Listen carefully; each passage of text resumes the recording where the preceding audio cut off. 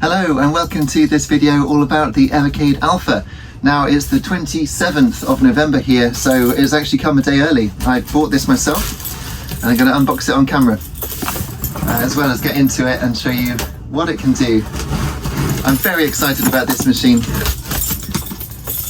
Very excited indeed. So this is a bar-top arcade style machine, and it will play all of the existing Evercade cartridges. Now that's not true of all the systems, because the Namco Collection 1 and 2 I guess are only licensed to work on handheld devices, or at least non-TV devices, which is probably how they've got around it with this.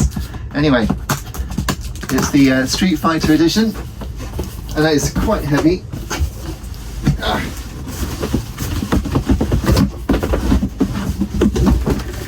There we go. Whew. That's a big one, isn't it?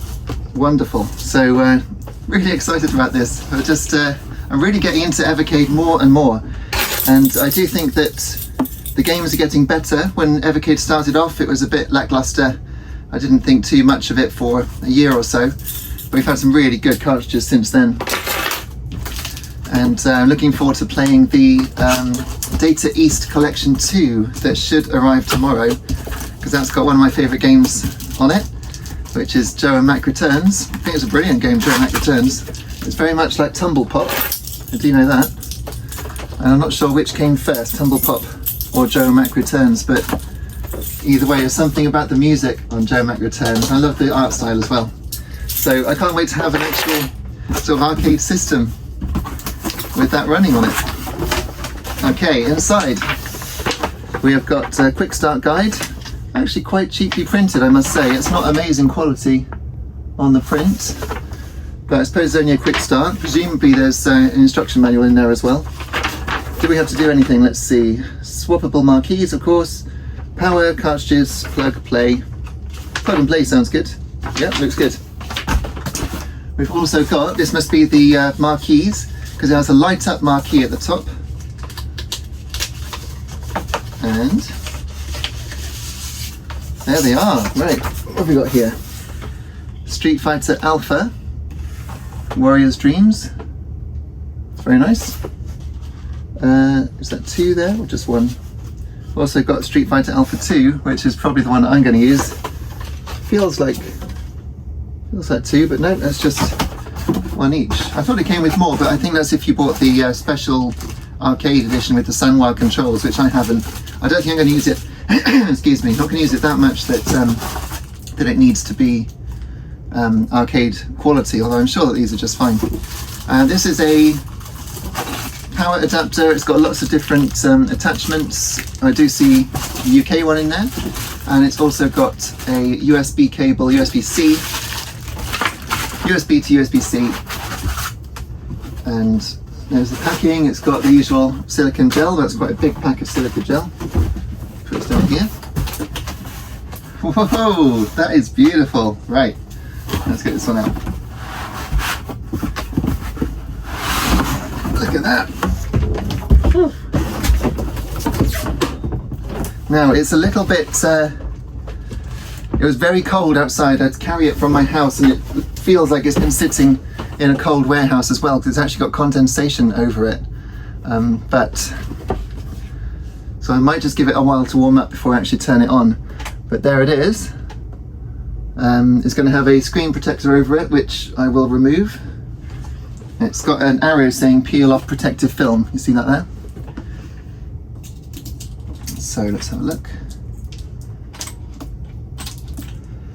But the protective film goes under the screws, which is less than ideal. Right, okay, well I think what I'm going to do is let it warm up, take a break. I've got another video to finish right now, so you'll see me shortly. Here we go. Now at this point, I need to point you towards my 5 things you might not know about Evercade Alpha video, which talks about the protective film on the screen and the marquee, and the Wi-Fi issues which make it hard to install a pretty necessary first update. But that's not for now. Once I got it updated and all set up, I have to say I am so smitten with this unit. What a machine! For starters, the screen on it is superb. In fact, if you set it to pixel perfect display in the settings and choose an artwork frame, you can't really tell that the frame is being shown on the screen rather than being part of the physical surround. It's so solid. In fact, the only criticism I can level at the screen is that I would have liked it to be very slightly brighter. Even with the scanlines on, it's plenty bright enough in an indoor room, especially at evening when you've got the indoor lights on, but in a more daylight lit environment, it doesn't always push past the reflections from the glossy finish of the screen, so I tend to turn scanlines off during the day. I'm not being down on it though, I'm extremely happy with the screen overall. It absolutely feels like a premium product, and I'm not feeling input lag either. It's great. Indeed, I asked a 15-year-old how much they thought the unit cost overall, and they said £1,200, probably because I've been looking at other arcade cabinets recently that were more than that. But to think this is only £200 amazed her, and frankly I think it's amazing in today's climate where everything is so expensive. You're getting a superb screen, a sturdy cabinet that's heavy enough not to move around while you play, and yet light enough that I could carry it from my office to my house and back again. And I didn't opt for the Sanwa controls, which is an option, which would be true arcade quality at a slightly more premium price. And of course, I paid the pre-order price. It would actually be $230 after launch, but I still think that's an absolute bargain for what you're getting here. And the controls in this version feel plenty solid enough, and it's not as if I'm going to give it as much abuse as a stick would get in a real arcade. I'm just going to play the thing nice and gently. I do think the wood under the 6 face buttons is cut off a little too close to the actual buttons for my personal comfort, but it's not too bad. And obviously you can't tilt the screen unless you tilt the whole unit, so if you're tall like me, and I'm 6 feet tall, you might feel like you're a little high up to see the games at the optimum angle, depending on what you've got it on. It's a desk for me. Finally, I did notice a blemish on my unit where an electric screwdriver must have slipped, leaving a small line in the finish, but I actually don't mind that as much as I thought I would. I think overall, I can't believe what I've got for my money. But if £200 is a small price for the hardware, the built-in selection of software is frankly scandalously good. It's worth the price just to have this cabinet for Street Fighter Alpha 2 alone, which is easily my favourite of the built-in games, though you also get Street Fighter Alpha, which is the game's predecessor, and its sequel, Street Fighter Alpha 3, all built into this Street Fighter version. And we should note there's a Mega Man version as well, which I haven't tested. But not only the Alpha ones, you also get Super Street Fighter 2 Turbo, which is an all-time classic, the Champion Edition of Street Fighter 2, which is what the cabinet's artwork is based on, and that lets you play as the bosses, which is really cool. There's also the utterly brilliant puzzle game Super Puzzle Fighter 2 Turbo, which is universally enjoyable if my family is anything to go by. Of course, to take advantage of the 2-player mode in all these games, you'll need a second controller, which it doesn't come with.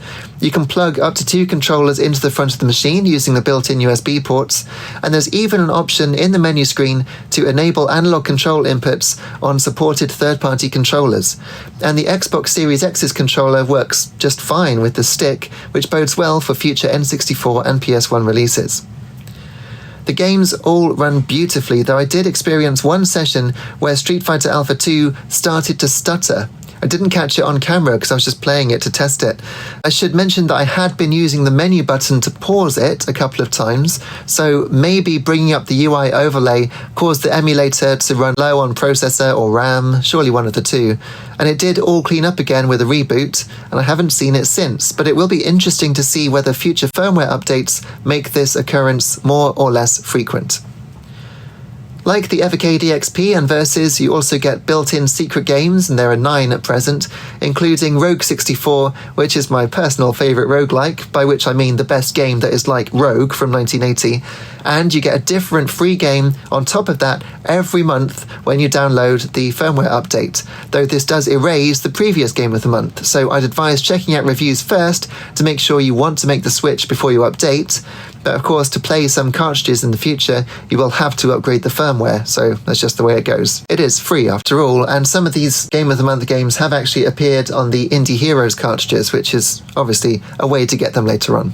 Speaking of which, the unit not only has these amazing built-in games and hidden games and free game, it also plays every single Evercade cartridge released to date, and that includes the Namco Collection 1 and 2, which I assume are only licensed for portable devices, and somehow this has come under that banner. It's really cool, and I do enjoy playing Mappy and Dig Dug 2 on mine with the stick. Honestly, it's hard to find fault with this fantastic piece of hardware. Everyone comments on how cool it is when they pass by. Playing it is great fun, the built-in games are brilliant, and the screen quality, as I say, is superb. It even saves your high scores without you having to use a save state, which has become a feature of the XP2 since launch. And while it does lack HDMI out, basically I think Blaze is doing everything right with this SKU, and I'm so excited to see what software collections we get that make the most of its features in the near future. I recently made a video explaining why I think Sega would be a perfect candidate for the Evercade treatment, so please check that out, there's a link at the end of the video. And so we come to the score. I think for the money, it couldn't possibly have been any better. I think it's superb as a standalone Street Fighter arcade, it's superb for playing Evercade cartridges, and it's impressively full-featured, all for an incredibly low price given what you're getting. So I give it 5 out of 5 stars. Absolutely, wholeheartedly recommended.